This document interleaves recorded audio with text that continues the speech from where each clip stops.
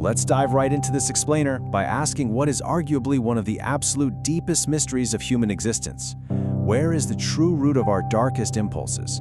For thousands of years, we've wrestled with this idea of human evil. Is it just something built into our very nature, or does it come from somewhere else entirely? Today, we're going to explore this incredibly fascinating text from ancient history that completely, and I mean literally completely, reframes the origins of demons, giants, and human sin itself. This isn't just some dusty ancient myth, it's a profound look into how early societies made sense of a world that was just filled with suffering, temptation, and moral struggle. So, let's start right at the beginning with part 1, the Genesis mystery. The whole mystery kicks off with this very brief, super cryptic passage in the biblical book of Genesis, placed right before the narrative of the Great Flood. It mentions the sons of God, the Bene Ha-Elohim, mating with human women to produce these mythic heroes known as the Nephilim. And taken on its own, it feels kind of like a fragment of a lost epic. But you know, ancient writers couldn't just leave it at that. They eagerly expanded upon this tiny little text to explain the unimaginable. To fill in those massive gaps, Jewish writers between 250 and 200 BCE authored the Book of the Watchers. The name actually comes from the Aramaic word for the awake ones, because these watchers were divine angels believed to literally never sleep. This book was written to explain exactly who those sons of God from Genesis actually were and the absolutely devastating impact they had when they came down to earth. Which brings us to part 2, Rebellion of the Watchers. Now here's the thing. These heavenly beings didn't just accidentally stumble down to earth. They actively chose to corrupt the mortal world. According to the text, a group of angels led by a figure named Shemi-Hazza looked down at human women and desired them.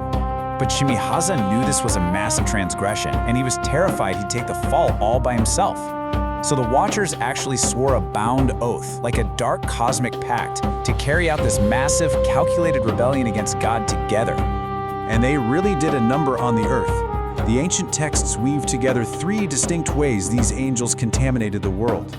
They didn't commit just one sin. They brought down forbidden knowledge, specifically teaching the crafting of weapons and makeup. They revealed magic and early medicine, and of course, they engaged in unnatural, illicit mating with humans. Each of these acts fundamentally altered the entire fabric of reality. I mean, the text gets surprisingly specific about how this all played out. One thread focuses on the angel Azael. He taught men how to forge swords, daggers, and shields for war, basically facilitating incredible violence. And at the exact same time, he taught women the magical arts of adornment, specifically eye makeup and precious stones to incite lust. Add to that the spells and root cutting, which meant medicine, and they basically handed humanity the ultimate toolkit for self-destruction. But it was the illicit mating that produced the most horrifying result of all. Human women gave birth to violent giants, the Nephilim. Get this, the texts claim these giants stood 3,000 cubits tall. That is basically skyscraper height. They had these voracious appetites and rapidly devoured all the world's food. And when humans could no longer feed them, well, these monstrous offspring turned on the humans themselves, eating flesh and drinking blood, setting off a horrific domino effect of violence across the globe. And that leads us directly into part 3, the origin of demons. So, the rampant violence of these giants is what ultimately prompts the Great Flood to cleanse the earth. But actually, scratch that, it's not the end of the story at all.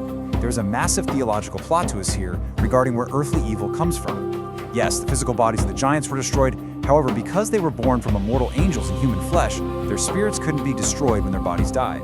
But they also couldn't return to heaven. So they were trapped, transforming into the invisible evil spirits we now call demons. The reality of their curse was pretty terrifying. These demonic forces were trapped on Earth forever. They eat no food, they drink no water, yet they roam relentlessly. And for ancient people, this wasn't just a spooky campfire story, right? They believed these invisible descendants of the Watchers were the literal active cause behind unexplainable physical diseases and that inner agonizing temptation to commit mortal sins in their everyday lives. Okay, moving right along to part 4, why the myth mattered. Psychologically, this is just brilliant. It became a vital coping mechanism for Second Temple Jews. It shows exactly how ancient people wrestled with their own guilt. Think about it. They asked themselves, why do we sin? Was the urge to do bad things just a natural, innate flaw, the evil inclination?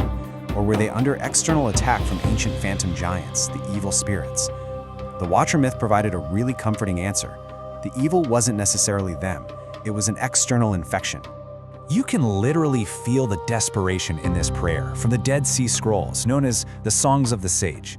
You have a righteous community leader desperately blaming the invisible spirits of the bastards, the demonic offspring of the Watchers, for the agonizing moral battles taking place inside his own flesh. It was such a powerful way for them to put their internal, everyday struggles into words. So what is the crucial takeaway from all this? It distanced God from evil. By blaming invisible demons for disease and the urge to sin, struggling believers could completely separate the divine from the existence of suffering in the world. God wasn't the one making them sick or making them sin. The blame was placed squarely on the shoulders of those rebellious angels who abandoned their divine posts. Which leads us to the final piece of the puzzle, Part 5, Hope for the End. Because, this wasn't just a bleak, depressing worldview about invisible monsters haunting humanity. It actually provided a profound source of hope in the form of an apocalyptic promise. Just as God sent the great flood to wash away the physical giants in Genesis, believers trusted that a final, apocalyptic end time was coming. A literal judgment day that would definitively wipe out the invisible spirits that remained, cleansing the earth once and for all. The Book of Enoch essentially promises this beautiful final chapter, a complete cosmic reboot, an apocalyptic cleansing where all earthly corruption is erased forever, where heavenly storehouses of blessing are thrown wide open, and where humanity can finally live in eternal peace and truth. It offered a vision of a future entirely free from the tragic, lingering legacy of the Watchers. So let's wrap this explainer up with a thought. This ancient text was a brilliant way for people to understand the darkness within themselves and their world, but it really leaves you wondering about human nature today. I mean, if ancient people blamed fallen angels and invisible giant spirits for their deepest flaws, what stories do we tell ourselves right now to explain our own? How are we still trying to understand the battles inside our own innards thousands of years later? Think about that for a while. Thanks for joining me on this explainer, and keep questioning the world around you.